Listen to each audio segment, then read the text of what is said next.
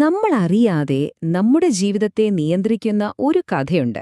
ഒരു തരം hidden story. ആരും കാണാതെ, ഒരുപക്ഷെ നമ്മൾ പോലും അറിയാതെ നമ്മുടെ ഉള്ളിലിരുന്ന് ഈ കഥ നമ്മുടെ ഓരോ തീരുമാനങ്ങളെയും സ്വാധീനിക്കുന്നു. ഇന്ന് നമ്മൾ ആ ഒളിഞ്ഞിരിക്കുന്ന കഥയെക്കുറിച്ചാണ് സംസാരിക്കാൻ പോകുന്നത്. ഡെനിസ് ജി ലീയുടെ ഈ വാക്കുകൾ ഒന്നാലോചിച്ചു നോക്കൂ. ശരിക്കും നമ്മളാണോ നമ്മുടെ ജീവിതത്തിലെ തീരുമാനങ്ങൾ എടുക്കുന്നത്? അതോ നമ്മൾ തിരഞ്ഞെടുക്കാത്ത ഏതോ ഒരു കഥയ്ക്കനുസരിച്ച് അഭിനയിക്കുകയാണോ? ചിലപ്പോഴൊക്കെ അങ്ങനെ തോന്നാറില്ലേ? നമ്മൾ ചെയ്യുന്ന കാര്യങ്ങള്, പറയുന്ന വാക്കുകൾ, നമ്മുടെ പ്രതികരണങ്ങൾ ഇതെല്ലാം ആരോ മുൻകൂട്ടി എഴുതിവെച്ച ഒരു സ്ക്രിപ്റ്റ് പോലെ, ഒരു നടനെ പോലെ നമ്മൾ ആ റോള് ഭംഗിയായി അഭിനയിച്ചു തീർക്കുന്നു. മനഃശാസ്ത്രത്തിൽ ഇതിനൊരു പേരുണ്ട്, ലൈഫ് സ്ക്രിപ്റ്റ്. അതെ, നമ്മുടെ ജീവിതത്തിന്റെ ഒരു സ്ക്രിപ്റ്റ്. പക്ഷെ ഇവിടെയാണ് ഏറ്റവും നല്ല വാർത്ത. ആ സ്ക്രിപ്റ്റ് നമുക്ക് തന്നെ മാറ്റിയെഴുതാൻ സാധിക്കും. അതിന്റെ അധികാരം പൂർണ്ണമായും നമ്മുടെ കയ്യിലാണ്. അപ്പോ എന്താണ് ഈ ലൈഫ് സ്ക്രിപ്റ്റ്? ഈ അദൃശ്യമായ കഥ എവിടെ നിന്നാണ് വരുന്നത്? നമുക്ക് കുറച്ചുകൂടി ആഴത്തിൽ ഇതിനെപ്പറ്റി മനസ്സിലാക്കാം. വളരെ ലളിതമായി പറഞ്ഞാൽ ലൈഫ് സ്ക്രിപ്റ്റ് എന്ന് പറയുന്നത് കുട്ടിക്കാലത്ത് നമ്മൾ അറിയാതെ ഉണ്ടാക്കിയെടുക്കുന്ന ഒരു ലൈഫ് പ്ലാനാണ്. ലോകം എങ്ങനെയാണ് പ്രവർത്തിക്കുന്നത്, അതിൽ നമ്മുടെ സ്ഥാനം എന്താണ് എന്നൊക്കെ നമ്മൾ സ്വയം കണ്ടെത്തിയ ചില നിയമങ്ങൾ. എറിക് ബേണിന്റെ ട്രാൻസാക്ഷണൽ അനാലിസിസ് എന്ന സിദ്ധാന്തത്തിൽ നിന്നാണ് ഈ ആശയം വരുന്നത്. രസകരമായ കാര്യം എന്താന്ന് വെച്ചാൽ നമ്മൾ മുതിർന്നാലും ഈ പഴയ പ്ലാൻ വെച്ചാണ് മുന്നോട്ടു പോകുന്നത്. അപ്പോ ഈ സ്ക്രിപ്റ്റ് നമ്മുടെ ജീവിതത്തിൽ എങ്ങനെയാണ് കാണാൻ കഴിയുന്നത്? ചില ഉദാഹരണങ്ങൾ നോക്കിയാലോ? ഒരുപാട് കഷ്ടപ്പെട്ട് എന്തെങ്കിലും നേടിയിട്ടും ഉള്ളിലൊരു സന്തോഷമില്ലാത്ത അവസ്ഥ, അല്ലെങ്കിൽ വീണ്ടും വീണ്ടും ഒരേപോലെയുള്ള ബന്ധങ്ങളിൽ ചെന്നുപെടുന്നത്, മറ്റുള്ളവരെ വിശ്വാസമില്ലാത്തതുകൊണ്ട് എല്ലാ കാര്യങ്ങളും ഒറ്റയ്ക്ക് ചെയ്യാൻ ശ്രമിക്കുന്നത്, ഒരു വഴക്കൊഴിവാക്കാൻ വേണ്ടി മാത്രം എല്ലാം സമ്മതിക്കുന്നത്, എപ്പോഴും മറ്റുള്ളവരുടെ മുന്നിൽ എന്തെങ്കിലും പ്രൂവ് ചെയ്യണം എന്ന തോന്നല്. ഇതിലേതെങ്കിലും നിങ്ങൾക്ക് കണക്ട് ചെയ്യാൻ പറ്റുന്നുണ്ടോ? ഇതെല്ലാം ആ പഴയ സ്ക്രിപ്റ്റിന്റെ കളികളായിരിക്കാം. ഇനി അടുത്ത ചോദ്യം, ഈ സ്ക്രിപ്റ്റ് ആരാണ് എഴുതിയത്? അല്ലെങ്കിൽ എങ്ങനെയാണിത് എഴുതപ്പെട്ടത്? നമുക്കൊരു ഡിറ്റക്റ്റീവിനെ പോലെ നമ്മുടെ കുട്ടിക്കാലത്തേക്ക് തിരിച്ചുപോയി ചില തുമ്പുകൾ കണ്ടുപിടിക്കാം. ഇത് മനസ്സിലാക്കണമെങ്കിൽ ആദ്യം നമ്മുടെ ഉള്ളിലുള്ള 3 ഈഗോ സ്റ്റേറ്റുകളെപ്പറ്റി അറിയണം. ഇത് നമ്മുടെ വ്യക്തിത്വത്തിന്റെ 3 വ്യത്യസ്ത ഭാവങ്ങളാണെന്ന് പറയാം.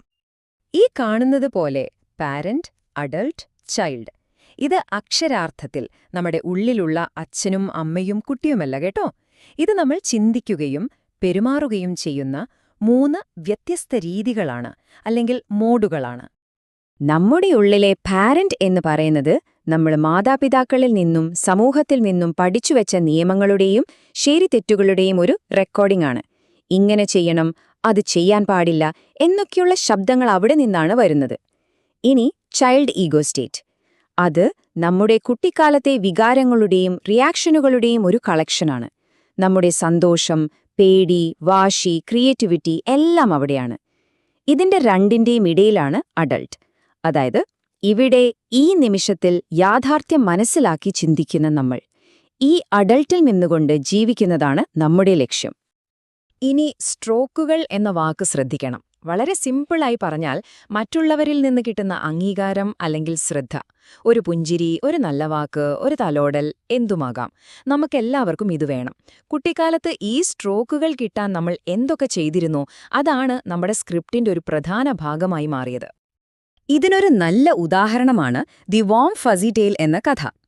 പണ്ട് എല്ലാവരും പരസ്പരം വാം ഫസീസ് എന്ന സ്നേഹത്തിന്റെ ടോക്കണുകൾ ഇഷ്ടംപോലെ കൊടുക്കുമായിരുന്നു. പക്ഷെ ഒരു ദുഷ്ടശക്തി വന്ന് ഇത് തീർന്നു പോകുന്ന ഒന്നാണെന്ന് പറഞ്ഞപ്പോൾ ആളുകൾ അത് കൊടുക്കാൻ മടിച്ചു തുടങ്ങി. ഇതുപോലെയാണ് നമ്മളും സ്നേഹവും അംഗീകാരവും ഒരു പരിമിതമായ കാര്യമാണെന്ന് വിശ്വസിക്കുകയും അത് കൊടുക്കാനും വാങ്ങാനും മടിക്കുകയും ചെയ്യുന്നത്. അപ്പോൾ ശ്രദ്ധ കിട്ടാൻ ചില കാര്യങ്ങൾ ചെയ്യണമെന്ന് പഠിച്ചതുപോലെ ആ ശ്രദ്ധ നഷ്ടപ്പെടാതിരിക്കാൻ ചില കാര്യങ്ങൾ ചെയ്യാൻ പാടില്ല എന്നും നമ്മൾ പഠിച്ചു. ഇവയാണ് ഇൻജങ്ഷനുകൾ.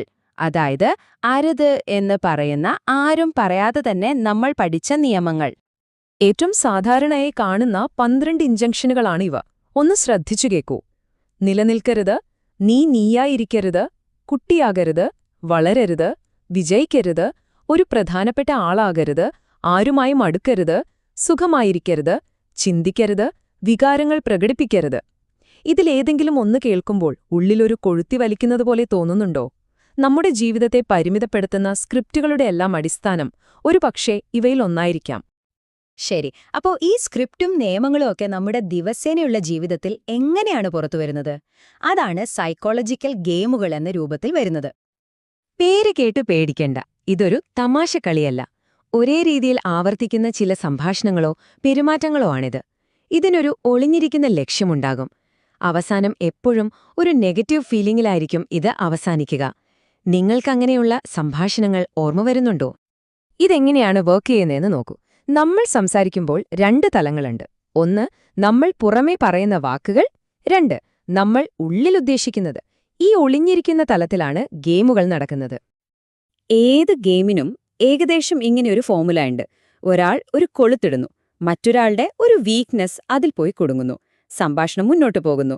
അവസാനം 2 പേർക്കും ഒരു നെഗറ്റീവ് ഫീലിംഗ് കിട്ടുന്നു. ഉദാഹരണത്തിന്, എന്നെ ആർക്കും മനസ്സിലാവില്ല, അല്ലെങ്കിൽ എല്ലാം എന്റെ തെറ്റാണ് എന്നൊക്കെയുള്ള നമ്മുടെ പഴയ സ്ക്രിപ്റ്റിലെ വിശ്വാസങ്ങളെ ഇത് ഒന്നുകൂടി ഉറപ്പിക്കും. ഇതുവരെ നമ്മൾ പ്രശ്നത്തെക്കുറിച്ചാണ് സംസാരിച്ചത്, അല്ലേ? ഇനി ഏറ്റവും പ്രധാനപ്പെട്ട ഭാഗത്തേക്ക് വരാം. ഈ സ്ക്രിപ്റ്റിലെ ഒരു കഥാപാത്രമായി ജീവിക്കുന്നതിനു പകരം എങ്ങനെ നമുക്ക് സ്വന്തം കഥയുടെ രചയിതാവാകാം? ഇവിടെയാണ് ഏറ്റവും വലിയ പ്രതീക്ഷ. ഓർക്കുക, കുട്ടിക്കാലത്ത് ആ സാഹചര്യങ്ങളെ അതിജീവിക്കാനാണ് നമ്മൾ ആ സ്ക്രിപ്റ്റ് ഉണ്ടാക്കിയത്. അതായിരുന്നു ശരി. അതിന്റെ അർത്ഥം ഇന്ന് മുതിർന്നവരായ നമുക്ക് പുതിയ മെച്ചപ്പെട്ട തീരുമാനങ്ങൾ എടുക്കാൻ കഴിയും. ആ സ്ക്രിപ്റ്റ് മാറ്റിയെഴുതാനുള്ള പൂർണ്ണ അധികാരം നമുക്കുണ്ട്. അപ്പോ എങ്ങനെ ഇത് മാറ്റിയെഴുതും? അതിനൊരു 4 സ്റ്റെപ്പ് പ്രോസസ്സുണ്ട്. ഒന്നാമത്തേത് അവബോധം. അതായത്, ഈ പാറ്റേൺ സംഭവിക്കുമ്പോൾ അത് തിരിച്ചറിയുക.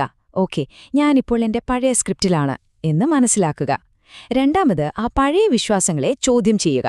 ഇത് ശരിക്കും സത്യമാണോ എന്ന് സ്വയം ചോദിക്കുക. മൂന്നാമത്, ആ പഴയ വിശ്വാസത്തിനു പകരം പുതിയ ശക്തി തരുന്നൊരു വിശ്വാസം തിരഞ്ഞെടുക്കുക. നാലാമത്തേതും ഏറ്റവും പ്രധാനപ്പെട്ടതും പ്രാക്ടീസ് ചെയ്യുക. പുതിയ രീതിയിൽ പെരുമാറാൻ തുടങ്ങുക. തുടക്കത്തിൽ കുറച്ച് ബുദ്ധിമുട്ടായിരിക്കും, പക്ഷെ പതിയെ അത് ശീലമാകും. ഇതൊന്ന് ചിന്തിച്ചു നോക്കൂ. നിങ്ങളുടെ ജീവിത സ്ക്രിപ്റ്റിലെ ഏത് ഒരു വരിയാണ് നിങ്ങൾക്ക് ഇന്ന് തന്നെ മാറ്റിയെഴുതാൻ ആഗ്രഹം? നിങ്ങളെ ഏറ്റവും പിന്നോട്ട് വലിക്കുന്ന ആ ഒരു വിശ്വാസം ഏതാണ്? അവസാനമായി ഒന്നോർക്കുക, നിങ്ങൾ തകർന്നവരല്ല, നിങ്ങൾക്ക് കേടുപാടുകൾ സംഭവിച്ചിട്ടില്ല. നിങ്ങൾ മാറ്റിയെഴുതാൻ കഴിവുള്ളവരാണ്. നിങ്ങളുടെ കഥയുടെ അടുത്ത അധ്യായം എങ്ങനെയായിരിക്കണമെന്ന് തീരുമാനിക്കേണ്ടത് നിങ്ങൾ മാത്രമാണ്.